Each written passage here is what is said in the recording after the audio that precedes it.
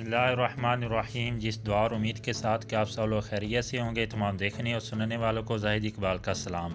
जी नाज़रीन, आज हम बात करने वाले हैं पाकिस्तान और भारत के एटमी बम के हवाले से कि क्या पाकिस्तान के पास ज़्यादा एटमी बम मौजूद है या इंडिया के पास, और अगर अल्लाह ना करे कि आने वाले वक्त में इन दोनों एटमी ममालिक के दरमियान जंग हो जाती है तो किसका पल्ला भारी रहेगा।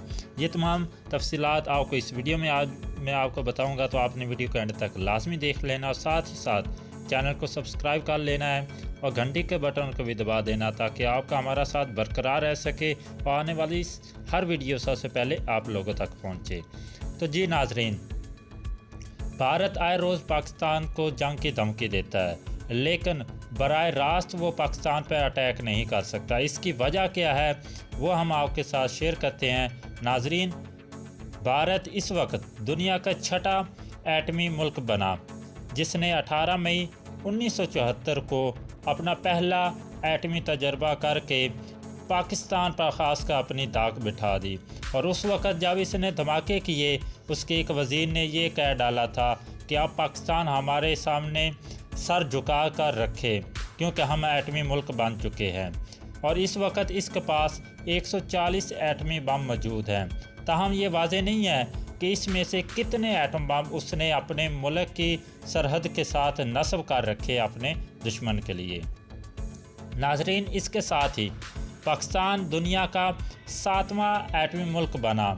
ये बात है 28 मई 1998 की, जब पाकिस्तान ने अपना पहला एटमी कामयाब तजर्बा करके पूरी दुनिया को बता दिया कि पाकिस्तान अपने दिफा को नाकाबिले तस्गीर बना चुका है। नाजरीन, इस वक्त पाकिस्तान के पास 165 एटम बम मौजूद है, जिनमें से चंद एक भारत की सरहद के साथ नस्ब किए गए हैं।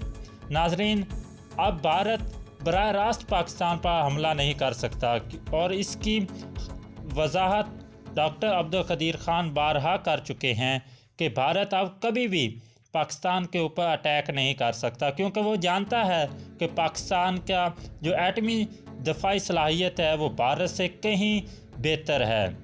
और इस वक्त डॉक्टर अब्दुल कदीर खान ने एक बयान ये भी दिया था कि जब भारत ने ये धमकी दी कि भारत पाकिस्तान को तबाह कर देगा चंद मिनट के अंदर, तो उस वक्त डॉक्टर अब्दुल कदीर खान ने यह कहा था कि चंद मिनट तो दूर है, पाकिस्तान सिर्फ चंद सेकंड में भारत को दुनिया के नक्शे से तबाह बर्बाद कर देगा। उम्मीद करते हैं कि वीडियो आपको अच्छी लगी होगी। वीडियो अच्छी लगी है तो इसको लाइक कर दे, चैनल को सब्सक्राइब करके बेल के बटन को दबा दे ताकि आपका हमारा साथ बरकरार रह सके। मिलते हैं किसी नई वीडियो में। अपना बहुत सारा ख्याल रखिएगा। अल्लाह हाफिज़।